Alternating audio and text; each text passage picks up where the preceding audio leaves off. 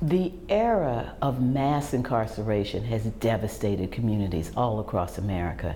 It has particularly devastated Black and Latino communities. When we think about the fact that so many more people are incarcerated now than once were, it's easy to think about the impact on the individuals. That's immediate. What we often don't think about is the impact on families and the impact on communities. In many ways, I think communities across this country, particularly Black communities, have experienced a legacy of absence. What does it mean to have the men pulled out of the community? What does it mean for economic vitality? What does it mean for fathering? But also, what does it mean in terms of democracy?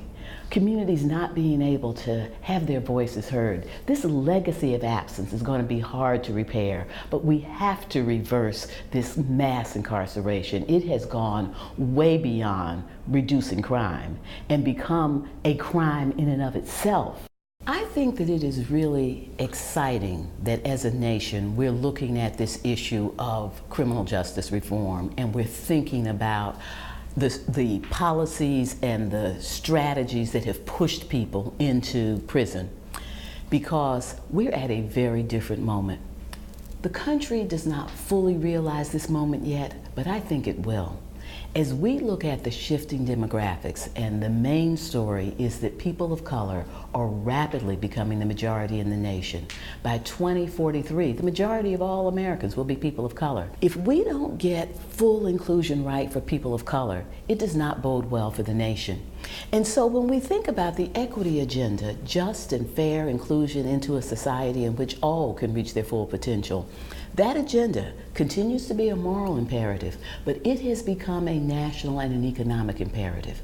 That means that we can't afford to throw people away, locking them up in prison. We can't afford not to educate the people who are going to be the leaders, the workforce, the innovators, the entrepreneurs of the future. We have to make sure we're investing in people who have historically been left behind in this country. Reforming the criminal justice system is part of recognizing that we need to make that investment. We can't just lock our problems away. We have to invest in people so that they will be the leaders that we need to go forward, that they will be the middle class. We know the thing that has made this nation strong has been a wide, strong, stable middle class. If people of color don't become the middle class, there'll be no middle class. Therefore, we have to think differently as a nation, and reforming the criminal justice system is just one step along the way, but it's an important step. When we think about how to fix the problem of mass incarceration, we have to stop putting people in jail, but we have to repair the damage. So much damage has been done to these men often, but to anybody incarcerated in terms of not being able to come back and be a full member of the community. Voting is a huge problem. We need for people to feel that they can influence what happens around them. This taking away the right to vote not only hurts the individuals, but it hurts our democracy. It hurts the ability of a community to have all the voices in the community heard. That's one thing that we need to fix. There's no reason after people have served their time that they shouldn't be able to come back and be full citizens. Also, too many people who are locked up are people who are already from low-income communities, families that were already low-income families. When people return to community, they should be able to work. They should be able to earn their place back in the family, back in the community, which means being an economic contributor.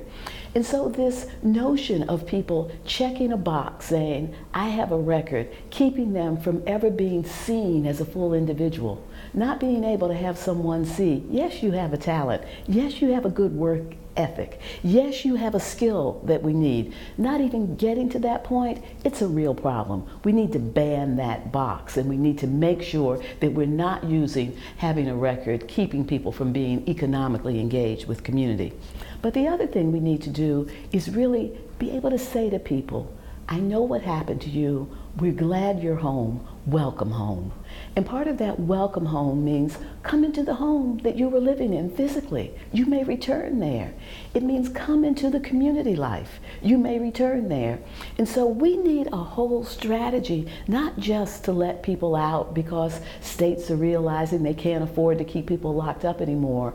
Let people return to community and have a pathway to community, one that lets people come back and vote, one that encourages people to come back and get jobs, one that says to people, welcome home.